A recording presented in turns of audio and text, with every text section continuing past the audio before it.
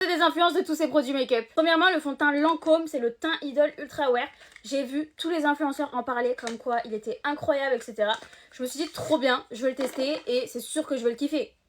Pas du tout. Pourtant la texture est hyper fluide et ça j'adore les fonds de teint qui sont hyper fluides, genre vraiment.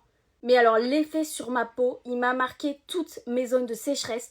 On voyait tout mon grain de peau, le moins de petits défauts, on le voyait. On voyait encore plus mes pores, genre vous voyez les pores remplis de fond de teint. Ça me faisait ça. Il m'a marqué absolument tout sur mon visage. Je pense qu'il est un peu trop épais et du coup en tout cas sur les peaux sèches, ça va pas du tout. Le Born This Way de chez Too Faced, je ne comprends pas les gens qui aiment cet anti-cerne.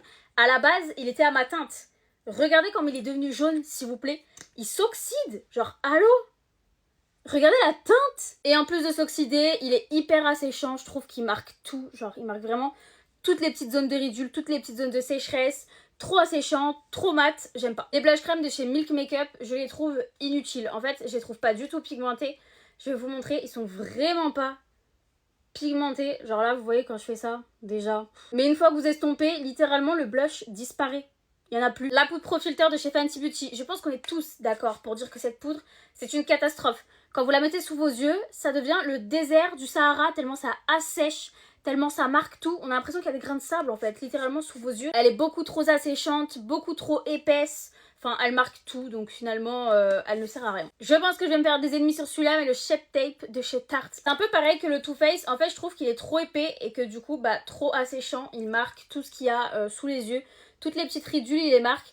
Il est vraiment trop épais. Pareil avec un fini mat, moi j'aime pas du tout. En tout cas, c'est vraiment pas des anti-cernes faits pour les peaux sèches. Cette espèce de gelée de chez Milk qui est censée donner un éclat un peu comme une base, je ne comprends pas. Regardez s'il vous plaît. Elle se dégrade littéralement. Elle est clairement en train de tomber en ruine. En fait, vous en mettez sur votre visage comme ça, toute la gelée se décroche et vient se poser sur votre visage. Je vais essayer de vous montrer en mettant... Bah voilà. Voilà. C'est très clairement ça sur votre visage. Vous avez plein de morceaux de gelée partout. Donc désolé mais non. Et voilà mes stars, dites-moi vous quel produit vous détestez. Je vous fais des bisous.